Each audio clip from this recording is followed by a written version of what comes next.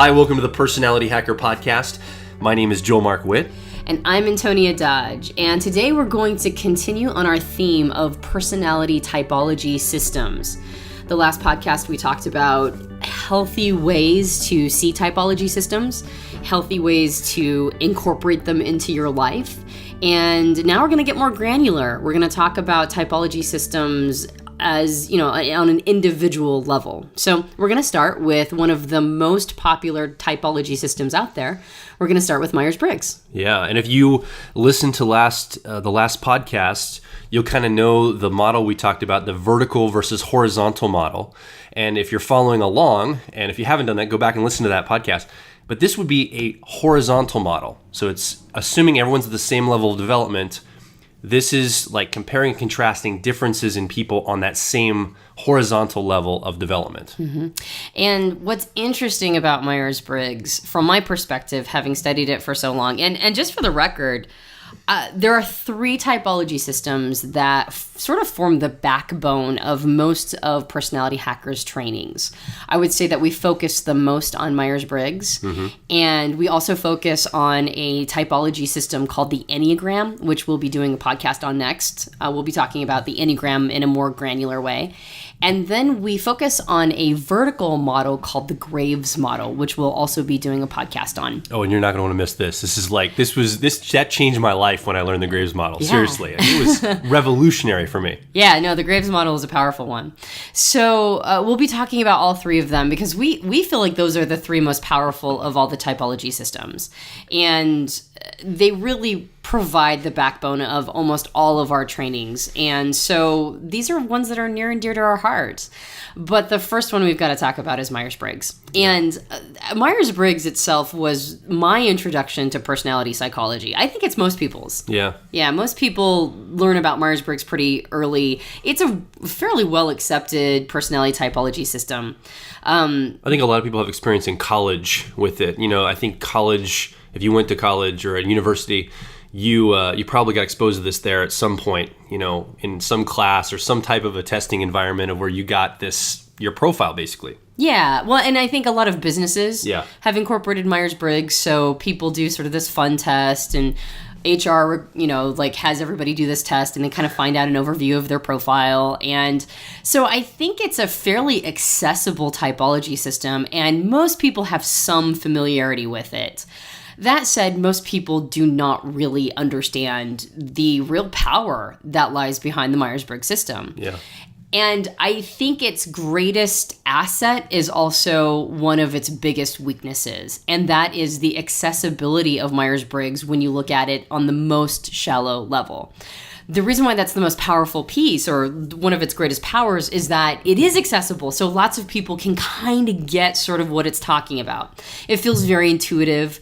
It measures things that we have some sort of relationship with already within ourselves. We kind of see ourselves as like, oh, I'm introverted or I'm extroverted. And that's very accessible.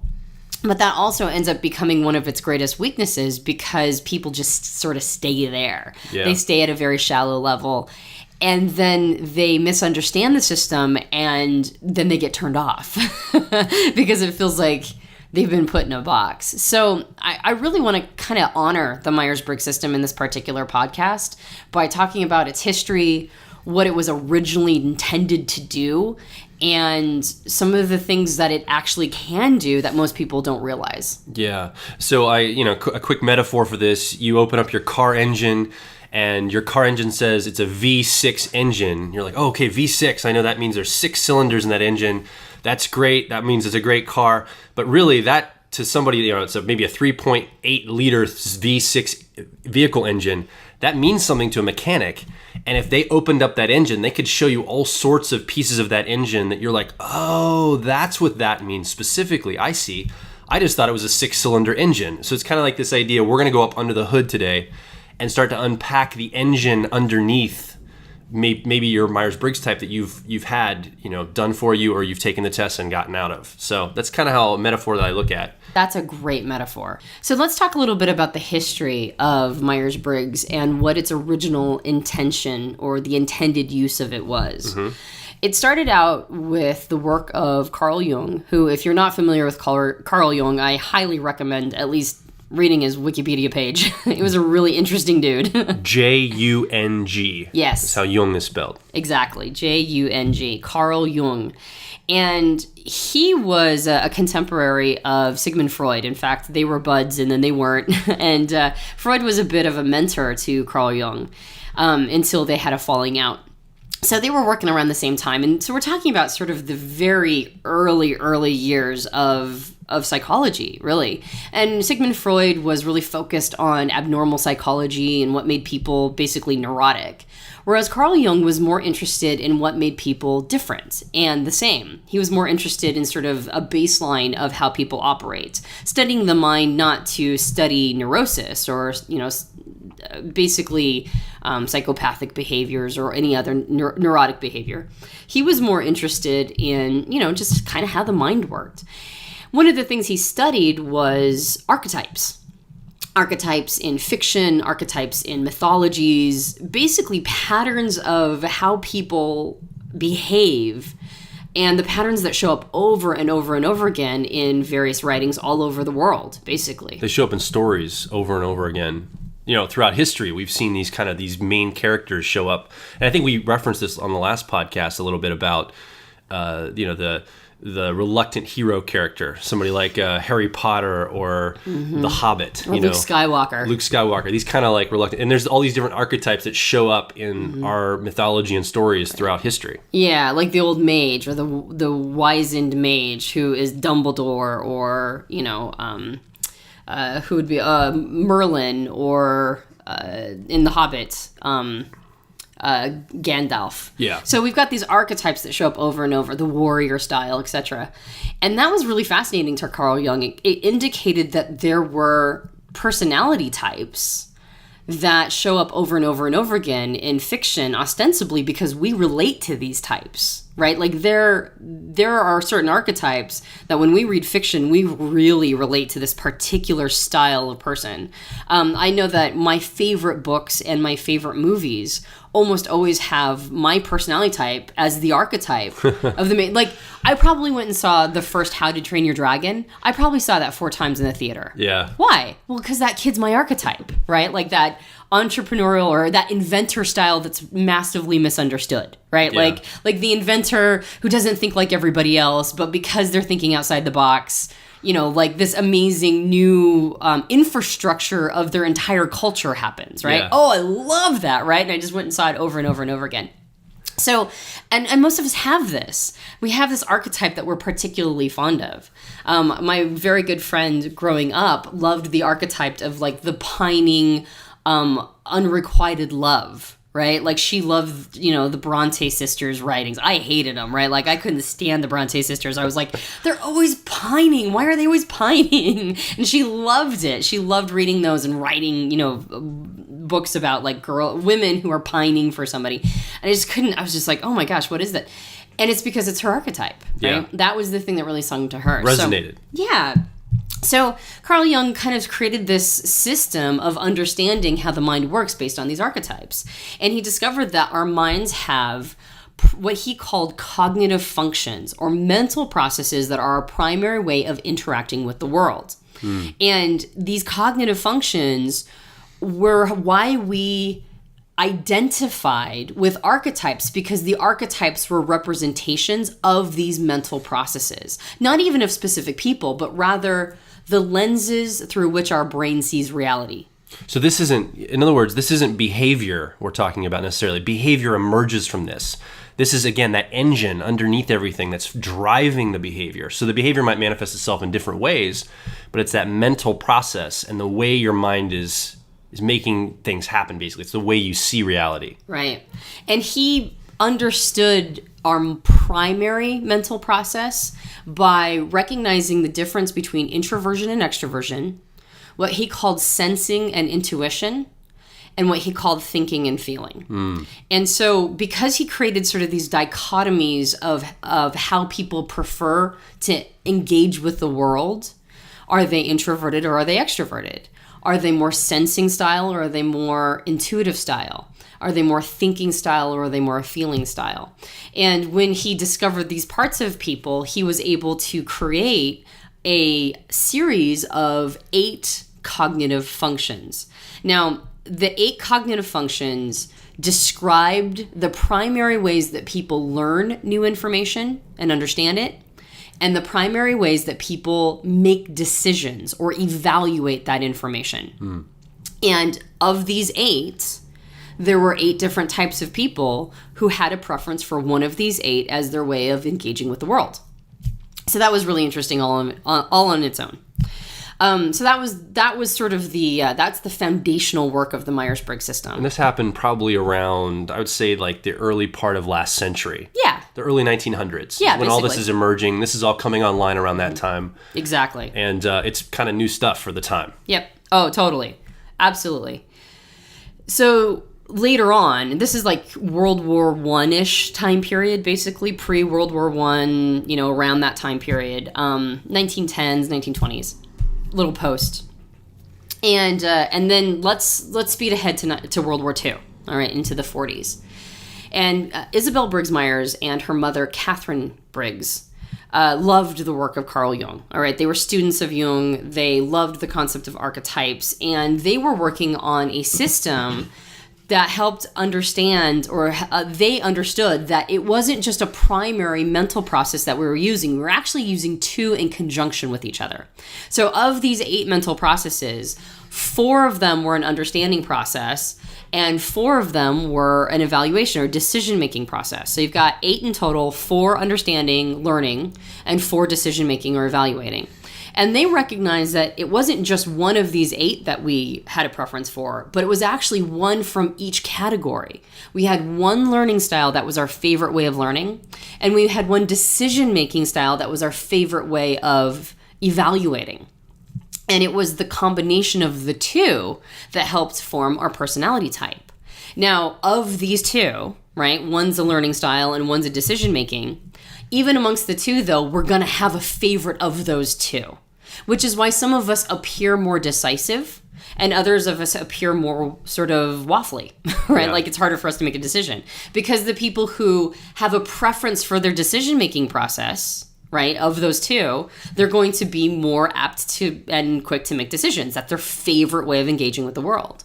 Whereas there's other people who are more open. They have higher openness to new information. They have a tendency to be, really love learning.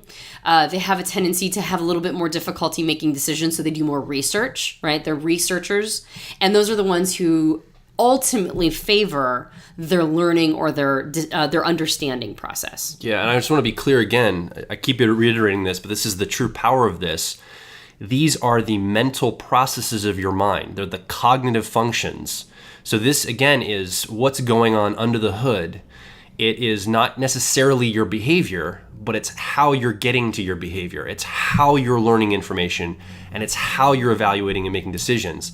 And then that informs your behavior. So it's right. it just, because a lot of personality typology, I think people get confused. They see behavior and they think, oh, you're this type because you're behaving in maybe an extroverted fashion, when that person very well may be an introvert in how their mind cognitive function works. So that's a key distinction there, and that's really what we do here at Personality Hackers, go deep into those cognitive functions, help you understand them, and that's kind of where the nuance is of what we're talking about. Exactly. So yes, we're talking about what's under the hood. We're not talking about behavior. We're talking about how the mind interacts or sees or engages with reality, or the kinds of reality it even wants to engage with or sees. So we've got these 8 mental processes, and we've got one of the decision making and one of the learning, and of the 2, one of them is our ultimate favorite. Okay, so where did the Myers-Briggs 4-letter code come from? Well, Isabel and Catherine discovered that there was one more component that was missing from Jung's introversion, extraversion, sensing, intuiting, thinking, feeling. They recognized that there was a last letter, so to speak, called judging and perceiving. And so judging and perceiving actually was the final piece that allowed them to create what I call a secret decoder ring. The point of your 4-letter code in the Myers Briggs system is not to simply tell you whether or not you're an introvert or an extrovert, whether or not you're sensing and intuiting, whether or not you're thinking or feeling, or whether or not you're judging or perceiving.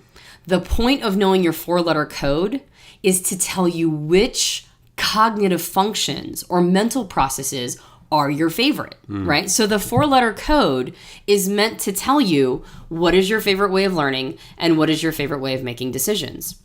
Now, what's amazing about the Myers-Briggs system and why it's so popular is it follows the rule that Robert Anton Wilson says. And I've quoted this many times in the past, even on this podcast. But Robert Anton Wilson says the most powerful models are extremely powerful when they're put on to, just their basic foundational level. But then they're also able to go on indefinitely.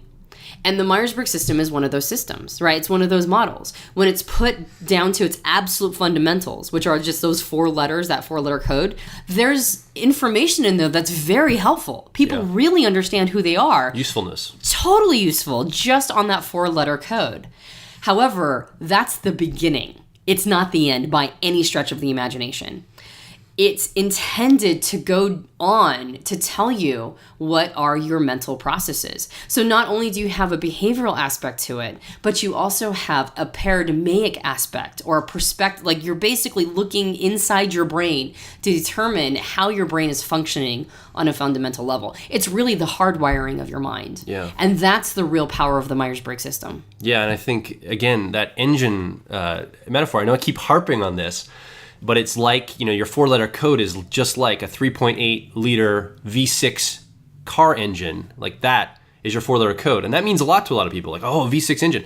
But to a mechanic, that means something at 3.8 liter means something specific. And if they pull that engine apart, there's going to be pieces in there that they're going to understand and how they work together very differently than you would just knowing that it's a V6 engine, basically. Yeah. And so that, that 6-cylinder engine. So that's really what Antonia's talking about, is being able to see. It's like having your mind sliced open. You'll be able to look down onto your mind and you can see how your mind is doing these things, making decisions and learning new information. Yeah. And it's really shorthand. Just like V6 is shorthand for a mechanic, the 4-letter code is shorthand. I want to talk a little bit about what the 4-letter code means, because I think a lot of people have some confusion around it. And then I want to give a little hint as to how the cognitive functions work, but I'm not going to go too far down that rabbit hole because it can get pretty complex pretty quick. The reason why most people don't go down that rabbit hole is because it gets complex really quick. And so the cognitive functions is they're information that has generally been left to the realm of academics. Now, that's not always the case. There's plenty of websites out there that will talk about cognitive functions. They'll talk about what each of these functions look like. They'll talk about what the function set is for each of the Myers Briggs types. So it's definitely accessible information online. However, that doesn't mean it's easy to process or to understand. And there's a lot of misinformation because of that. So, I mean, we're talking about an area that is a bit complex. And that's why people stick with the 4-letter code, because that's a lot more, that's a lot easier to wrap your head around. Again, it has limited information there, limited application, but it is good application and it's a great place to start. So the 4-letter code measures, measures is kind of a bad word, but it indicates preferences for, as I mentioned before, introversion or extroversion, sensing or intuition, thinking, feeling, and judging and perceiving or perception. Yeah. The first letter is going to be an I or an E, and that references introversion or extroversion. And a lot of people get what introverts, and they get this wrong, right? They don't really understand what introversion and extroversion is, even though it's one of the most intuitive of all of them, so we just kind of think we know what that means. We think that introverts are shy. We think that introverts maybe don't like people as much. Introverts want a lot of alone time. And extroverts, on the other hand, love people. They're bombastic at parties. They're ones who start talking really quickly. That's kind of what we see as the difference between introverts and extroverts. But the actual difference between an introvert and extrovert is this. For extroverts, the outer world is the real world. And for introverts, the inner world is the real world. Yeah. So again, It's not behavior, it's what their world reality looks like. And so an extrovert is spending lots of time seeing the real world as the place where the action is. Like that's what they're interacting with. They're experiencing the outside world as the real world. And the introvert is aligning things inside of themselves and going in and saying, here's the real world for me. And obviously behavior comes from this, but this is kind of what's going on for the introvert or extrovert. Mm-hmm, right. So the inner world being the real world basically means that I define the real world inside of me. And for an extrovert, the real world gets defined outside of them through sort of a mutual understanding. And so one of the reasons why introverts need more alone time than extroverts do is that every time an introvert has to or runs into a piece of information in the outer world that doesn't resonate with how they feel about it inside, they need to reconcile these two pieces of information. Why is outer world feedback contradicting the real world inside of me? And that needs to be reconciled almost like a ledger, right? Yeah. Like an accounting ledger. And over time, that becomes taxing. Exhausting for some people. Exhausting for some, exactly. And so they need alone time to go recoup some of that energy that they're expending when they're interacting with a world that doesn't agree with how they feel internally. Extroverts, on the other hand, if they spend too much time alone, well, that's no fun. You know, the energy, right? Like the real world is outside of them. So they need to go seek energy in the outside world so it's really about energy management, ultimately. Yeah. What's interesting about an introvert is that when an introvert is with someone that they've mapped their heart to, that person becomes part of their inner world experience. And if that person is really resonating with how they feel about reality inside of them, they can spend almost all their time with them. Yeah. And they won't lose that energy like they will if they spend time at like a party with a bunch of strangers or something like that. Right. Whereas an extrovert, if they're in a pair bond relationship, but they're spending all their time around their mate and their mate is not encouraging them to get out and like do real world adventures or go hang out, you know, in the outer world, they actually will look for variety. And I don't mean like in a disloyal way. I just mean like in an energy way. Sometimes extroverts can't spend all of their time around their mate, whereas some introverts can spend all their time around their mate, Yeah. which is a really interesting phenomenon that comes from this. So it really is about energy management. It really is about understanding reality as opposed to just being a people person or not a people person. And I would also say that, you know, we tend to think that extroverts are always outgoing and bombastic and able to talk with people, and introverts are always shy and quiet.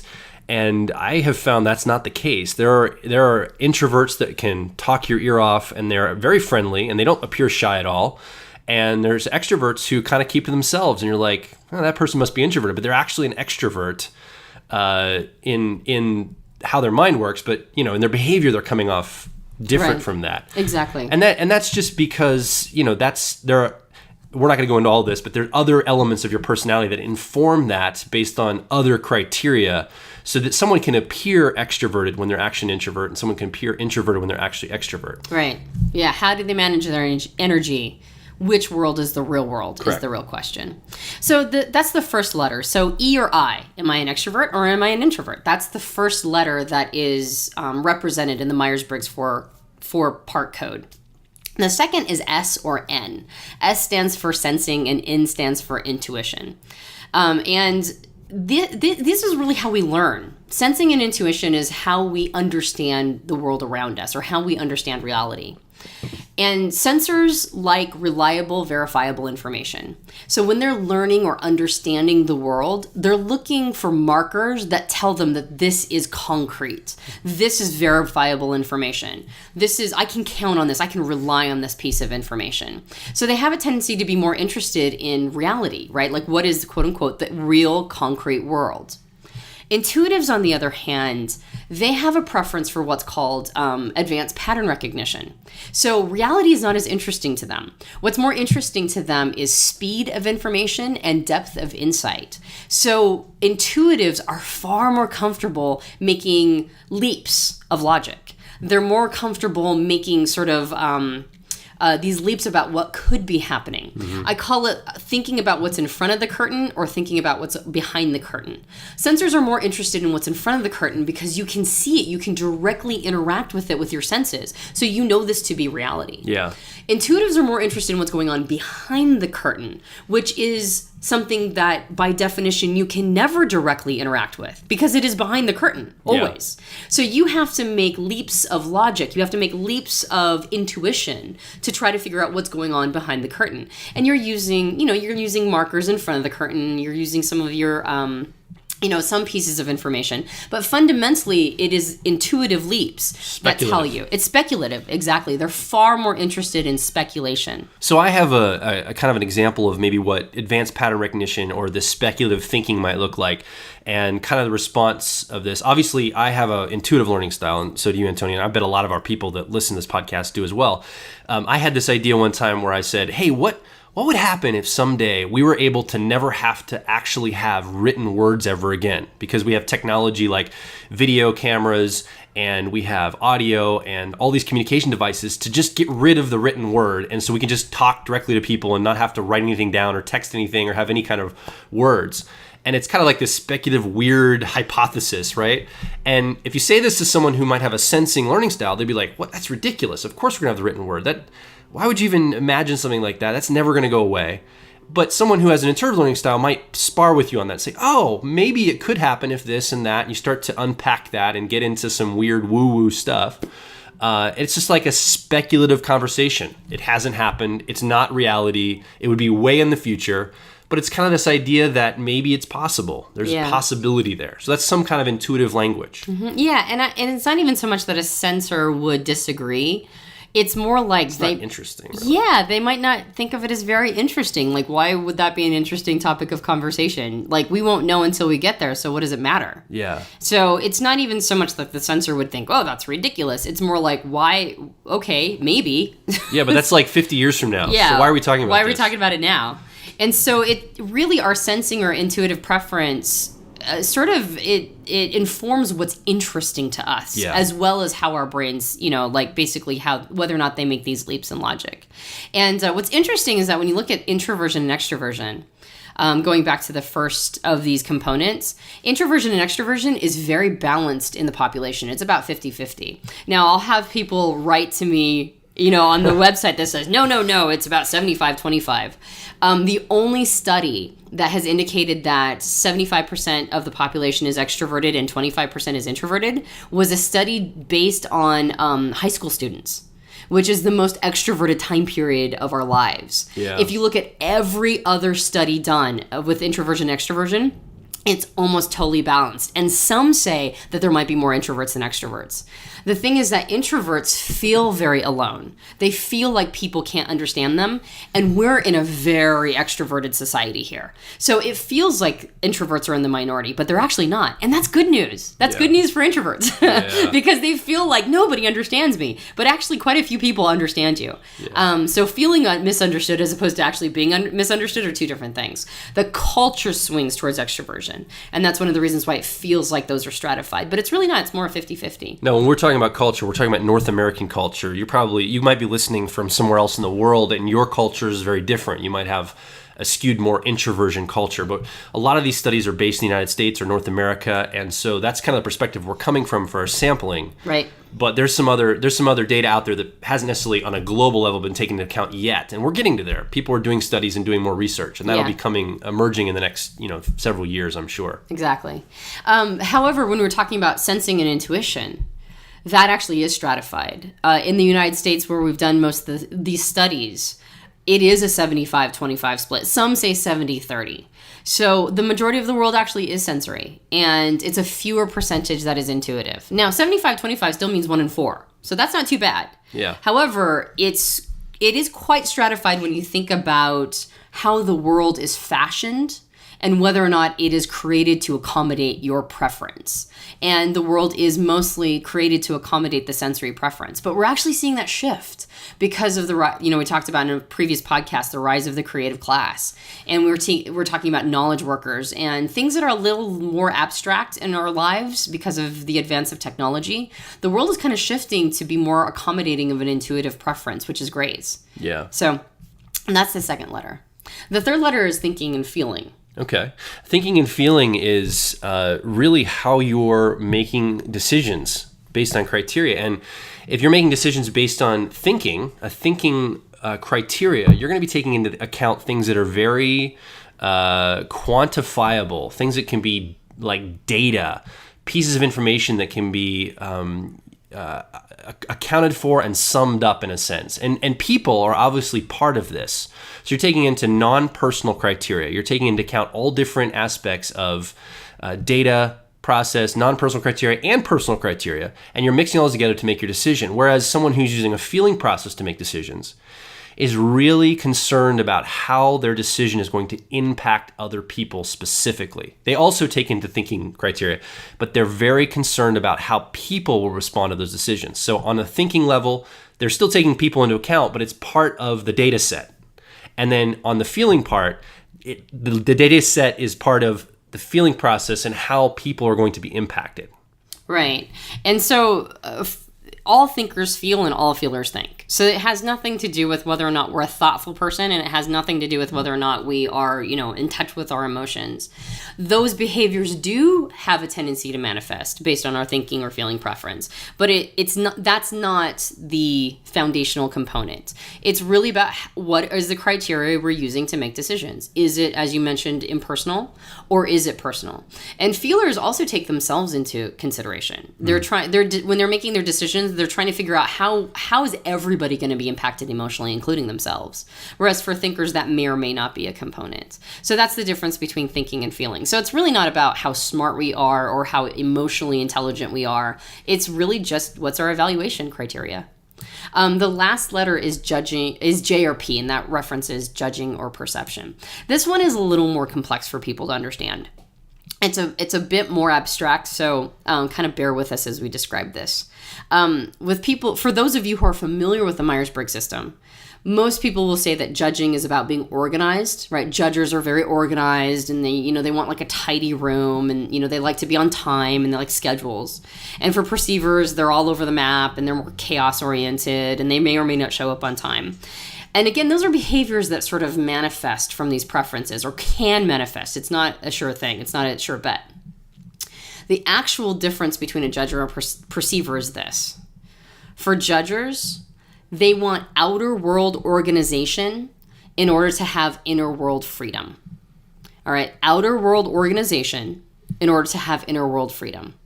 And perceivers want inner world organization in order to experience outer world freedom. So it's a misnomer to say that one is more organized than the other.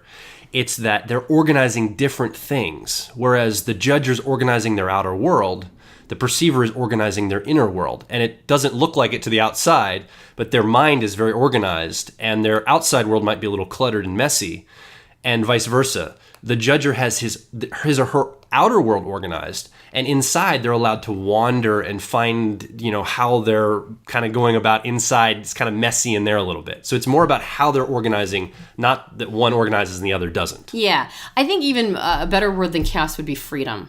Yeah. We all desire freedom. And we all desire organization. It's just which world do we want our freedom and which world do we want our organization? And so for judgers, they want their freedom to be inward. They want it to be inside. I call it wandering the garden of your mind. Judgers want their freedom to be inwardly focused, which means that when they go inside of themselves, their mind is free to wander and go whichever direction it wants to go, right? There's no forcing that direction. It's just kind of allowing themselves to sort of wander when they go inside and see what their brain comes up with. That's where they have their creativity. That's where they have their freedom expressed, is inside.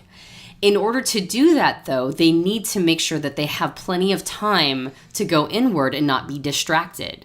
So the reason why they prefer organization in the outer world is so that they can mitigate distraction. So when they go inside of themselves, they have that time to wander. They have that time to have freedom inside of themselves. Perceivers, on the other hand, like their freedom expressed in the outer world. And that means that they like to be spontaneous. They like to turn on a dime. They like to be able to just go with the flow in the outer world. But the only way to turn on a dime is to make decisions quickly inside of yourself. Think of an athlete, right? Like in order to turn on a dime, a basketball player has to be able to quickly make a decision as to whether or not they're going to like throw the 3-point shot or they're going to run up closer to the net. Which angle should they be, angling their wrist? What's the airspeed velocity, right? Like they have to make some quick decisions. So in order to have that freedom expressed, they have to make sure that their information is very well organized inside of themselves. Two things. One, if you notice, we're talking about inner world and outer world again, but we're not talking about extroversion and introversion at this point. So this is where it starts to get a little more complex as you start to delve under the hood. You're starting to see some of the nuances here. And as you study this more and more, and if you come over to Personality Hacker and take your free test, your free kind of summary results, and then kind of go even further by getting your full profile, you could start looking at some of these processes and how they're working, and we'll unpack some of this for you because we're using some of the similar language as introversion, extroversion, but we're talking about something very different when we talk about judger versus perceiver. And the second thing I want to say is the word judger, don't let that get in your way. It's an older word that was used when this system was originally created. Don't think it means judgmental. It means you're judging, how your judging criteria works, basically. It's not judgmental, and I just want to make sure that's clear for people. They're not getting tripped up by the word judger. Yeah, it was developed about 100 years ago, so language changes over time, and that's a really good thing to remember. So we've got 4 components: introversion, extroversion, sensing, intuition, thinking, feeling, judging, perception. And you have a preference for all 4 of these, right? So you're going to fall somewhere on the continuum of all 4 of these dichotomies. That's what we call them at Personality Hacker. We call them the dichotomies. So take me, for example. I have a preference for extroversion. I have a preference for intuition. I have a preference for thinking. And I have a preference for perceiving. So in the Myers Briggs system, I'm an ENTP. Now, that's interesting to know that, as an extrovert, the outer world's the real world. As an intuitive, I like advanced pattern recognition. As a thinker, my evaluation and criteria is going to be more impersonal and metricized. And as a perceiver, I like outer world freedom and inner world organization. Okay, that's interesting. However, as we mentioned before, this 4-letter code was actually meant as a decoder ring to try to determine what my preferred style of learning and evaluation is. And so for me, as an ENTP, I'm going to use a little technical jargon to just kind of indicate how complex this can get. As an ENTP, I lead with a process called extroverted intuition. It is a learning style that's about pattern recognition in the outside world. And I supplement that with an evaluation system or evaluation criteria called introverted thinking. And that is all about logic, rationale, trying to see inconsistencies, trying to spot incongruities, etc. Okay, so you can already see why people don't go down this road. Like ENTP, that's easy. I can manage that. But if now I'm trying to figure out what my mental processes are, extroverted intuition, introverted thinking, oh my gosh, that's really complicated, right? It gets real complex real quick. So what we've done is we've turned these complex concepts, these complex, names of cognitive functions into really easy to grasp nicknames. So as an ENTP, I'm actually leading with a process called exploration. Now, exploration is a little easier to grasp than extroverted intuition. Mm-hmm. Exploration is about learning by exploring, going out in the world, trying new things, trying to figure out how the world actually works through exploration. And I supplement that with a process called accuracy. All right, accuracy is a little easier to learn than introverted thinking. Accuracy is about, it's the same thing. It's about spotting incongruities and inconsistencies, but that makes sense with an accurate person. So as an ENTP, I'm an exploration accuracy person. And that makes things a little easier to figure out. Now, again, one of the reasons why people don't dive this deep and this is generally, left to the realm of academics, is because it can get really complicated really quick. How does that work? ENTPs, how did you know that your exploration accuracy? How does that work? So well, that's what we do. I know not everybody needs to know the system in complexity. Now, a lot of people have gone through our profiler training course, which breaks down the system and helps them understand, what all of this means, how to figure it out for yourself and others, get a real deep dive. But not everybody requires that.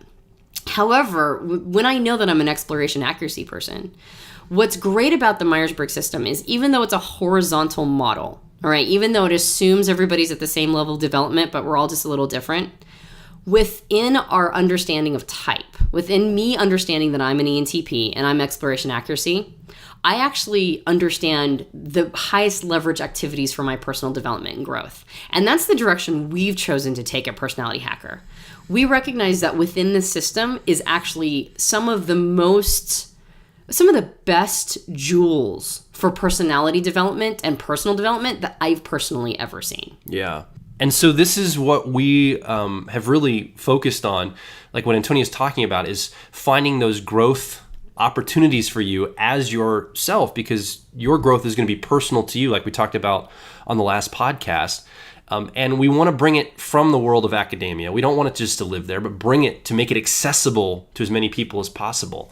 And that's kind of what we've done with our Genius Style assessment, our Genius Style test, is break this down for you in a way that goes beyond just your 4-letter code and gives you kind of this framework for understanding how your mind is making decisions and learning new information. And when you know that, it is extremely powerful. Like knowing that you're an exploration person, that's how you learn information, and knowing that you make decisions based on accuracy, like you give yourself permission to go ahead and be that person.